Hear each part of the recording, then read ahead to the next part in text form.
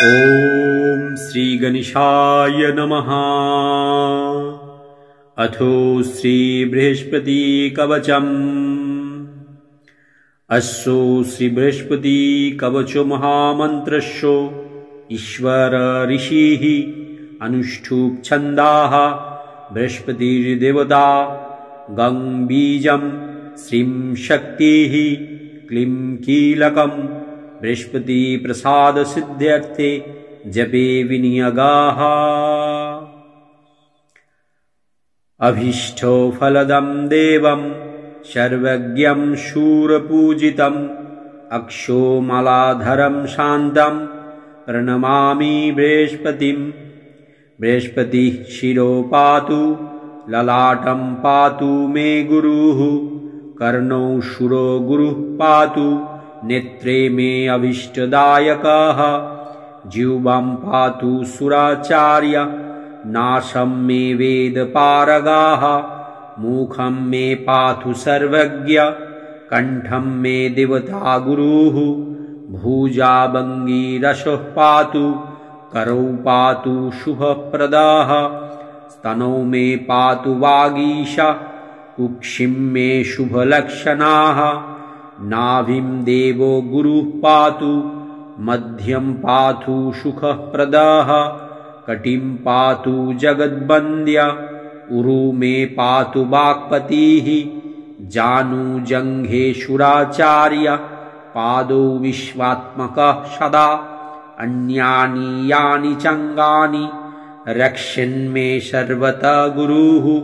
इत्येतत् कवचं दिव्यं त्रिसन्ध्यं यः पठेन्नरः सर्वान् कामान् वाप्नोति सर्वत्र विजयी भवेत्। इति श्रीब्रह्मयामलतन्त्रे विरोचितो श्रीबृहस्पतिकवचं सम्पूर्णम्।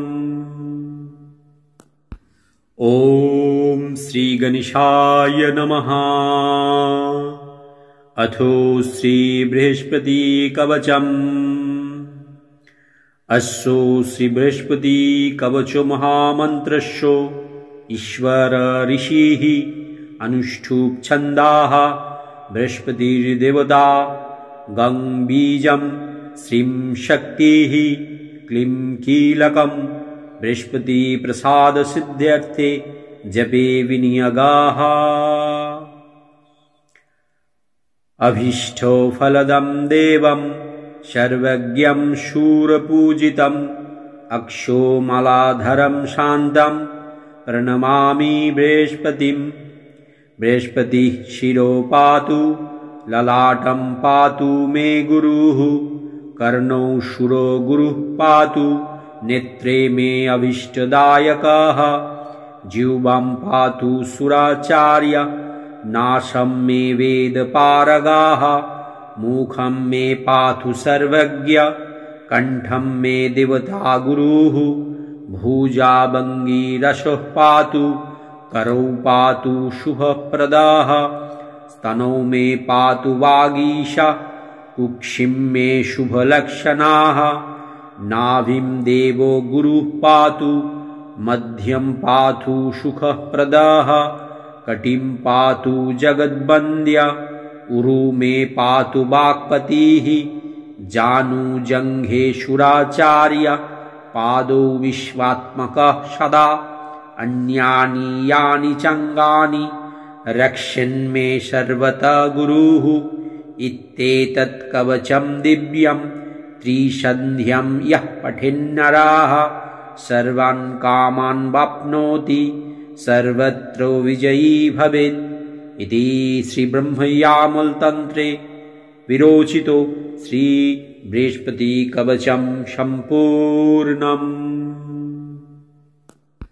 ॐ श्रीगणेशाय नमः। अथो श्रीबृहस्पतिकवचम्।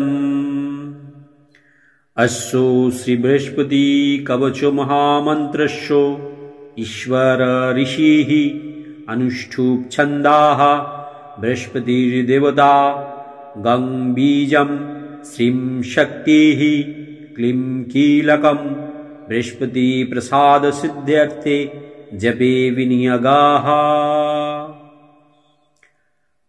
अभीष्टफलदं देवं सर्वज्ञं शूरपूजितम् अक्षोमलाधरं शान्तं प्रणमामि बृहस्पतिम्।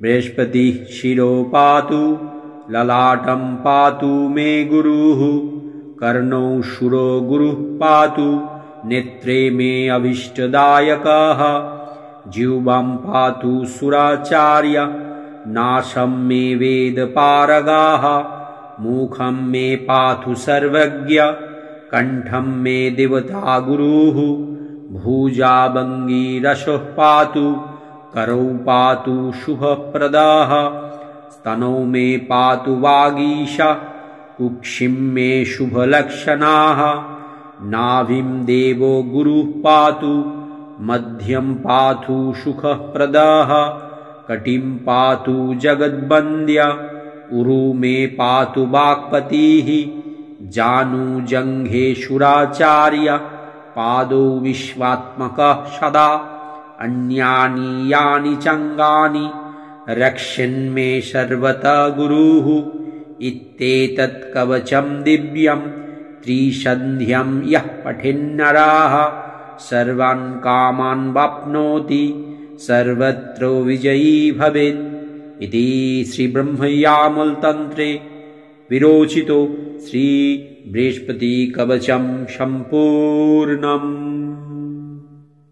প্রিয় দর্শক বন্ধু, ভগবান বৃহস্পতি হলেন দেবতাদের গুরু, তাই তাকে দেবগুরু বলা হয়। তিনি সৌরজগতের আকার ও প্রভাবের দিক থেকে সবচেয়ে বড় গ্রহ। সকল মানুষের জন্মকুণ্ডলিতে এই গ্রহের প্রভাব অতি গভীর। তাই দেবগুরু বৃহস্পতিকে তুষ্ট করতে পারলে জীবনের সর্বক্ষেত্রে সফলতা লাভ সম্ভব।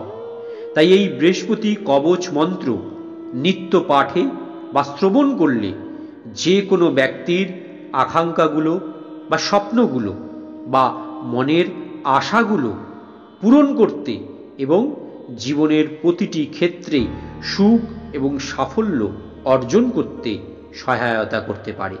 বিশেষ করে উচ্চশিক্ষায় সফলতা লাভের জন্য এই কবচ মন্ত্র নিত্য পাঠ করুন বা শ্রবণ করুন। চাকুরি প্রাপ্তির জন্য এই কবচ মন্ত্র নিত্য পাঠ করলে দ্রুত সফলতা আসে। চাকুরি ক্ষেত্রে উন্নতি বা প্রমোশনের জন্য এই দিব্য মন্ত্র নিত্য জপ করুন বা পাঠ করুন। যাদের বিবাহ হচ্ছে না তাদের জন্য এই কবচ মন্ত্র নিত্য পাঠে খুব দ্রুত সফলতা আসে। যারা ব্যবসা ক্ষেত্রে উন্নতি করতে পারছেন না, অর্থনৈতিক সংকট বা দারিদ্রতায় ভুগছেন, তারাও এই দেবগুরু বৃহস্পতির এই বিশেষ দিব্য কবচ মন্ত্র নিত্য পাঠ করুন বা শ্রবণ করুন। দেখবেন জীবনের প্রতিটি ক্ষেত্রে আপনাদেরকে সফলতা এনে দিতে সহায়তা করবে এই দিব্য মন্ত্র।